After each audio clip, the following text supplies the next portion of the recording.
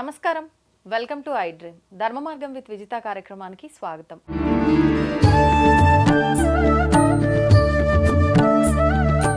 ప్రస్తుతం మనతో పాటు ఉన్నారు ప్రముఖ ఆధ్యాత్మికవేత్త ప్రొఫెసర్ సత్యనారాయణ మూర్తి గారు. ఇప్పుడు వారితో మాట్లాడి మరిన్ని విషయాలు తెలుసుకుందాం. నమస్కారం అండి. నమస్కారం అమ్మా విజిత. బ్రహ్మం గారి కాలజ్ఞానంలో ఉన్నట్టుగానే ప్రతి ఒక్కటి కూడా ఇప్పుడు మనకు జరుగుతున్నాయి అని చెప్పి, అది మంచైనా చెడైనా కూడా ప్రతి ఒక్కటి అలాగే జరుగుతుందని చెప్పి మనం మాట్లాడుకుంటూ ఉంటాం. అయితే ఈ మధ్య కాలంలో మనం గత జల ప్రళయాలు జరిగినాయి క్రిందటి సంవత్సరం అంతా కూడా.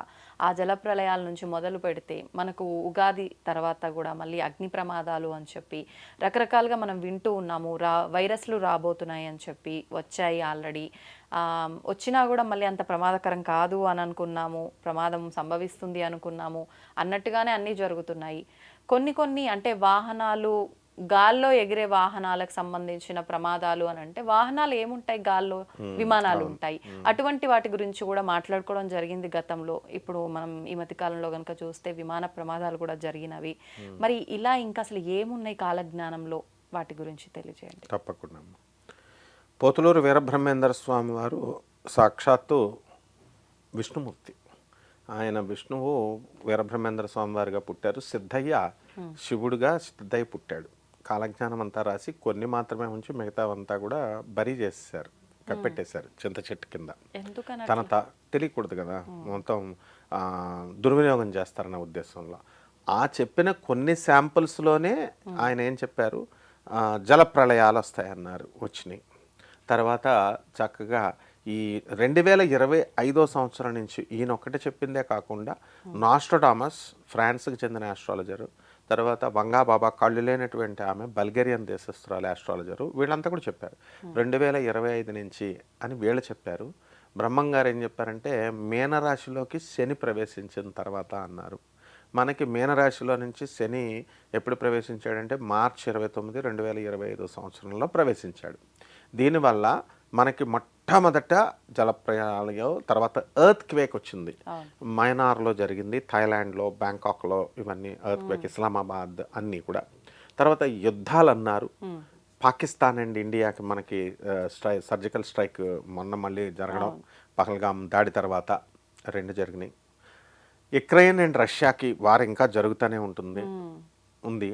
తర్వాత దానికి ఒక రెజల్యూషన్ వస్తుందన్నారు వంగాబాబా గారు, వస్తుంది ఇప్పుడు. అలాగే నెక్స్ట్ మళ్ళీ ఈ యొక్క ప్లేన్ క్రాషెస్ నువ్వు అన్నట్టుగా ఆకాశంలో నుంచి పక్షులు పడిపోతాయి అన్నారు. అది కోడెడ్ లాంగ్వేజ్లో చెప్తారన్నమాట. సో ఆకాశంలో ఉన్నటువంటి దీంట్కి ఎప్పుడు జరుగుద్ది అన్నారంటే, శని మీనరాశిలో ఉన్నప్పుడు జరుగుద్ది అన్నారు. నిన్న జరిగినటువంటి అహ్మదాబాద్లో ప్లేన్ పడిపోవడం. ఈ విధంగా మనకి ఈ టైంని ఈజీగా ప్రెడిక్ట్ చేయొచ్చు. మనం అనేక కాలజ్ఞానాల్లో అనేక సార్లు మనం చెబుతూ వీరబ్రహ్మేంద్ర స్వాములు వారు చెప్పిన అక్షరాల జరిగినటువంటి ఇన్సిడెంట్స్ 2025 గురులో శని మీనరాశిలోకి వచ్చినప్పుడేమో ఈ యొక్క యుద్ధాలు, వర్షాలు కూడా తక్కువగా ఉండడము, క్షామం రావడము, వైరస్లు వస్తాయన్నారు, కరోనా మళ్ళీ మ్యూటేషన్ చెంది వేరే రూపంలోకి రావడము, ఇవన్నీ కూడా జరిగినాయి. అండ్ ఈవెన్ ఆంధ్రప్రదేశ్ గవర్నమెంట్ కూడా హాస్పిటల్స్ అన్నీ ఓపెన్ చేసి అరేంజ్మెంట్స్ అన్నీ చేయమని అన్ని గవర్నమెంట్స్ కూడా అలర్ట్ అయిపోయినాయి. నెక్స్ట్ అయితే అది అంత బలంగా రాదు అని చెప్పారు. నెక్స్ట్ శని మేషరాశిలోకి వచ్చినప్పుడు అంటే నెక్స్ట్ అనదర్ 2.5 years 2027.5లో కూడా వైరల్ ఇవన్నీ కూడా బయోవారల్ రావడము. అంటే ఇప్పుడు చైనా వాళ్ళు ఏం చేశారంటే, ఒక వైరస్ని అమెరికాకు పంపించారు. వాళ్ళు అరెస్ట్ అయ్యారు, 2 సైంటిస్టులు, లేడీ అండ్ ఈ జెంట్. కొత్త రకం వైరస్ని, ఆ వైరస్ దీన్నే బయోవార్స్ అంటారు. అంటే ఏ విధంగా అయితే ఇప్పుడు మన కరోనా ఎలాగైతే పంపించారో అలా అమెరికాకు కూడా మొన్న రీసెంట్గా జూన్ నెలలోనే జరిగింది అది. ఆ విధంగా ఇలాంటి బయోవార్స్ వస్తాయన్నారు. ఆ తర్వాత శని మనకి వృషభ రాశిలోకి వచ్చినప్పుడు ఎక్కువ అధికంగా మరణాలు, వైరస్ మ్యూటేషన్స్ చెందడము, యమదూతలు భూమి మీదకి వచ్చి కరాళ నృత్యం చేస్తాయి అని చెప్పారు. అంటే కరోనాలో గుట్టలుగా ఎలా అయితే చనిపోయారో ఆ విధంగా డెత్ రేట్ ఎక్కువ ఉంటుంది అన్నారు. సో ఈ యొక్క దైవ రక్షణలో ఉన్నటువంటి వాళ్ళు బ్రతుకుతారని నిన్న జరిగినటువంటి ఈ యొక్క అహ్మదాబాద్ విమాన క్రాష్లో ఒక వ్యక్తి బతికి నడిచి రావడం ఎంత ఆశ్చర్యం. మందిలో విమానం పడిపోవటము, ఒక్కడు బతకటం అసలు విచిత్రం అనమాట. ఎందుకనంటే జస్ట్ చిన్న జర్క్ వస్తేనే, బస్సులో చిన్న జర్క్ వస్తేనే నడుము విరిగిపోతుంది. అలాంటిది ప్లేన్కి అంత ఇది జరిగి అతను జేమ్స్ బాండ్ లాగా నడిచి వస్తున్నాడంటే విచిత్రం అనమాట. సో దీనికి సంబంధించి మహాభారతంలో ఒక కథ ఉందన్నమాట. అదేమిటంటే ఒక పక్షి ఆకాశంలో పైకి వెళుతుంది. అది ఎవరో బాణం వేశారు, యుద్ధం జరుగుతున్న వాళ్ళు. అది దానికి తగిలి గుడ్డు, భయంతో గుడ్డు ఆకాశంలో నుంచి పెట్టేసింది. పెట్టేస్తే అది భక్తురాలు ఆ పక్షి. కృష్ణ నా బిడ్డను రక్షించు అని అడిగింది. అడగానే కృష్ణుడు వెంటనే అటెండ్ అయిపోతాడు. మనం ప్రేయర్స్ని దేవుడు వెంటనే తీసుకుంటాడు. సో వెంటనే ఒక యోధుడు బాణం వేయడం ఏనుగుకి. ఆ ఏనుగు మెదడు ఎంత ఉంటుంది కదా, అది వచ్చి భూమి మీద పడ్డం. ఆ భూమి మీద ఆకాశంలో నుంచి పడినటువంటి ఆ గుడ్డొచ్చి ఈ మెదడు మీద పడ్డం, సంరక్షణ. మళ్ళీ ఇంకొక యోధుడు బాణం ఏనుగు బొమ్మని ఏనుగుకి ఇలా బాణం వేయగానే ఆ ఏనుగుకి ఉన్న గంట కడతాం కదా, పెద్ద గంట, ఆ గంట తెగి దానికి గుడ్డు పైన ఇలా పడ్డం. 18 days మహా యోధులు, చావేలేని భీష్ముడు చచ్చిపోయాడు.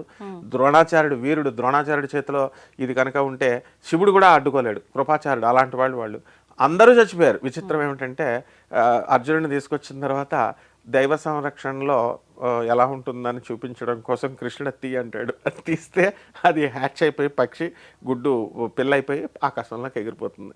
ఆ విధంగా ఈ మధ్యన కూడా ఒక 2 years బ్యాక్ ట్రైన్లో ఒక అమ్మాయి డెలివరీ అయింది. బాత్రూంలో ఉంది. బాత్రూంలో డెలివరీ అయితే ఆ టాయిలెట్ గుండా బేబీ పడిపోయాడు. బేబీ పడిపోతే యూట్యూబ్లో కూడా ఉంది అది. బేబీ పడిపోతే ఆ పిల్లాడు డేస్ బేబీ బ్రతికాడు. అంటే దీన్ని బట్టి మనకు అర్థమైంది ఏంటంటే డెస్టినీ రక్షిస్తుంది అని.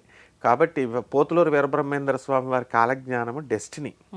ఆయన సాక్షాత్తు దేవుళ్లాగా చూడాలి. కాబట్టి ప్లేన్ క్రాషెస్ జరుగుతాయన్నారు, మనకి భయం వేస్తుంది. అందరూ చచ్చిపోతారా అంటే అమ్మో, ఆయన ఏం చెప్తున్నారు? ధర్మాన్ని పాటించండి. ఎలాగో దగ్గరగా వచ్చాము, 2000 యుగ ధర్మం అయిపోతుంది, సత్యయుగం మారుతోందని. అలాగే కాశీనాథ్ మహారాజ్ గారు, కాశీనాథ్ మిశ్రా అని, ఆయన దీని గురించి క్లియర్గా చెప్తున్నారు.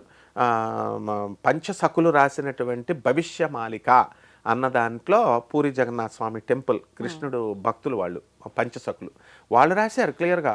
కలియుగాంతం అయిపోయింది, 1999తోనే అయిపోయింది, యుగధర్మం మారింది, ఇప్పుడు సత్యయుగం జరుగుతోంది, ధర్మం మారింది అని. ఇక్రాల మా గురువుగారు అయినటువంటి ఇక్రాల వేదవ్యాస్ గారు IAS PhD ఆయన కూడా కలియుగాంతం 1999 అని రాశారు.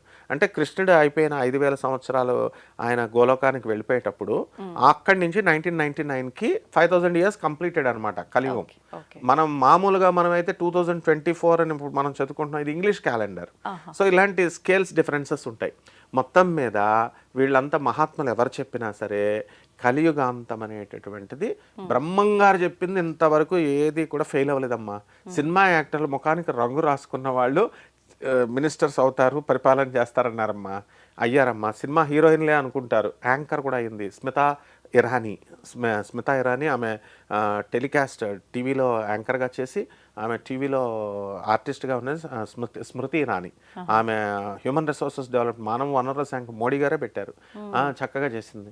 ఎన్టీ రామారావు గారు, రొనాల్డ్ రీగన్, జయలలిత గారు, సో వీళ్ళందరూ చేశారు. సూపర్ స్టార్ కృష్ణరాజు వీళ్ళంతా. మరి ఇప్పుడు ఇంకా ఇలాంటివి ఇంకా రాబోయే ఏమైనా జరుగుతాయి? అన్నీ జరుగుతాయి. ఏం జరిగే అవకాశం ఉందంటారు? తిడుతున్నారు కదమ్మా, ఇప్పుడు వృషభ రాశిలోకి శని వస్తే 1000 మంది చచ్చిపోతారు అని చెప్తుంటే వీడికి అసలు కాలజ్ఞానం.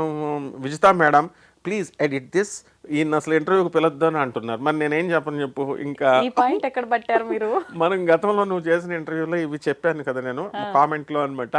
అప్పుడు సేమ్ ఇలాగే ప్లేన్ క్రాష్ అవుతుంది. ఎందుకంటే నేనే కాదు, అక్కడ శర్మిష్ఠా అని, ఆస్ట్రో శర్మిష్ఠా అని నార్త్ ఇండియాలో చెప్పింది. మనం బ్రహ్మం గారిని, నాస్ట్రాడమస్, మన ఈ వంగా బాబా, వీళ్ళ ముగ్గురిని ఆధారంగా తీసుకొని వాళ్ళ ముగ్గురు చెప్తున్నాం మనం. మరి వేరే వాళ్ళందరూ కూడా మేము దివ్య దృష్టిలో చూసాం, మాకు తెలిసిపోయిందని చెప్పేవాళ్ళని ఏమనకుండా మళ్ళీ వీళ్ళంతా దొంగ పూజలు, దొంగ ఇదిగా ఆ అబద్ధాలు చెప్పేవాళ్ళని వాళ్ళనేమో బహిష్కరించకుండా ఈయన పీకేయండి అంటే ఎట్లా? నేను అందువలన అందువలన నేను వాళ్ళకంటే ముందండి. విజిత మేడం అంటే ఏంటో తెలుసు నాకు, ఎక్కడైతే క్వాలిటీ ఉంటుందో అక్కడే చేస్తుంది. కాబట్టి మనం బ్రహ్మంగారు చెప్పినటువంటి కాలజ్ఞానం క్వాలిటీ అమ్మా. అందువలన నేను ప్రేక్షకులకు ఏంటంటే ప్రార్థించి చెప్పేది, ఖచ్చితంగా వీరబ్రహ్మేంద్ర స్వాముల వారు మహాయోగి. వంగాబాబా కళ్ళు లేకుండా తపస్సు చేసిందమ్మ. ఒఠాబో దేశస్తురాలు, బల్గేరియన్ దేశస్తురాలు, అన్ని సిటిజన్షిప్స్ ఉన్నాయి ఆమెకి. యుగస్లావియా సిటిజన్షిప్ ఉంది. నాస్ట్రడామస్ ఆయన ఇచ్చినటువంటిది, గోగినేని బాబు గారు వీళ్ళంతా కూడా ఏదో మామూలుగా ఇచ్చారు అని అన్న వాళ్ళకి అంతర్లీనంగా వాళ్ళకి రెస్పెక్ట్ ఉంది. బికాస్ అందరూ కూడా రెస్పెక్ట్ చేసే పర్సన్స్ వీళ్ళు ముగ్గురు కూడా. వాళ్ళు ఏమంటున్నారు, హ్యుమానిటీ దగ్గరకు వచ్చింది కాబట్టి ఏదో కలియుగాంతం అయిపోతుంది, భూములన్నీ పగిలిపోతాయి, ఆకాశం చీకటి అయిపోతుంది అట్లా చెప్పట్లా. కలియుగ భవిష్యోత్తర పురాణం కూడా క్లియర్గా చెప్తుందమ్మా. ధర్మాన్ని పాటించమని చెప్తున్నారు. కాశీరాజ్ మిశ్రా గారు, శోభారాజు గారు అన్నమయ్య కీర్తనలు, ఆవిడ ఒక బెల్ట్ ఉంది కల్కి అవతారం పుట్టింది అని, వాళ్ళంతా ఒక ధర్మం కోసం చేస్తున్నప్పుడు ధర్మం పాటించమంటున్నారు అంతే. కాబట్టి మనం చేస్తే దాంట్లో లాస్ ఏముంది. కాబట్టి ప్రళయాలు, ఈ అగ్ని ప్రమాదాలు జరుగుతాయి ఇంకా కూడా. తర్వాత వైరస్లు ఇంకా మన గురువుగారు అయినటువంటి హిమాలయ యోగి ప్రభాకర్ గారు కూడా చెప్పారు 82 వైరస్లు వస్తాయని చెప్తున్నారు. మరి వీళ్ళంతా మ్యుటేషన్స్ చెందుతూ ఉంటాయి వైరస్లు. సో పెద్దలు ఎవరు చెప్పినా, మహాత్ములు ఎవరు చెప్పినా ఇలాగ మ్యుటేషన్ అనేది మనకి మోడర్న్ సైన్స్ కూడా అదే చెప్తుంది. కాబట్టి ఇలా వైరస్లు దాడి ఉంటుంది, బయోవార్ ఉంటుంది. అండ్ మా స్ట్రాంగెస్ట్ పర్సన్ మోడీ గారు ఉన్నారు కాబట్టి యుద్ధాలను ఆపారు. కానీ మరి ఫ్యూచర్లో యుద్ధాలు తప్పకుండా యూరోపియన్ దేశము అదే మెయిన్ అంట. యూరోపియన్ కంట్రీ వల్లే మనకి థర్డ్ వరల్డ్ వార్ వస్తుంది అన్నారు.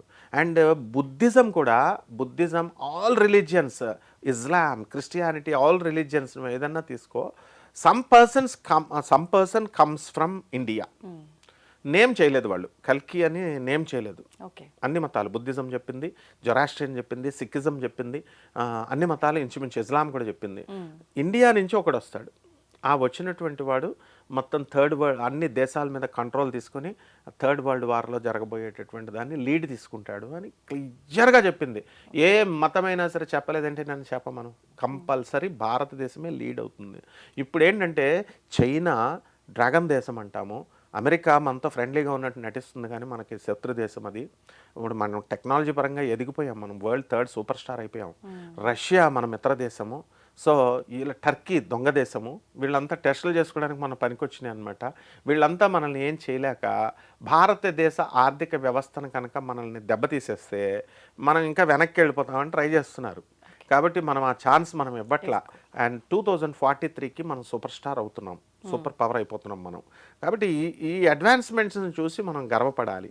ధర్మంగా, భారతదేశం అంటే ధర్మం, మనం ధర్మాన్ని పాటిస్తే పోతులూరు వీరబ్రహ్మేంద్ర స్వామి వారు చెప్పినట్టు ఆ విమానంలో 200 మంది పైగా చనిపోయిన ఒకే ఒక్కడు భారతీయుడిలాగా ఎలా అయితే బతికి బయటకు వచ్చాడో ఆ విధంగా మనము ఇంత ప్రపంచంలో అంతగా అల్లకల్లోలం అయిపోయి కలియుగాంతం వచ్చిన వాళ్ళు చెప్తున్నారుగా క్లియర్గా, మనం బ్రతుకుతాము ఎవరైతే ధర్మము గోవింద, అచ్యుత, కేశవ, శివ అని ఇలా చెప్పేటటువంటి వాళ్ళు, పేదలకి హెల్ప్ చేసేటటువంటి వాళ్ళు, అనాథలకి, వికలాంగులకి, సాధువులకి హెల్ప్ చేసేటటువంటి వాళ్ళు బ్రతుకుతారని చెప్తున్నారు క్లియర్గా. అంతేగాని అందరూ చనిపోతారని చెప్పట్లా.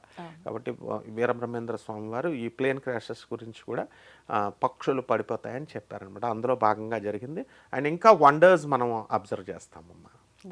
ధన్యవాదాలమ్మా. తవ్వండి, తవ్వుతూనే శివలింగం. సరే దాన్ని అట్లా కప్పేసేయండి, చూపించదండి. Krishna is there. మూర్తి పూజ కాదు, సాక్షాత్ బ్రజేంద్ర నందన భగవాన్ ఉన్నారు మూర్తిలో. ఏమీ ఆశించకుండా ఆరాధించే వాళ్ళు కూడా ఉన్నారా ప్రభుజీ? నిజమైన భక్తి అంటే మనకు తెలియదు కాబట్టి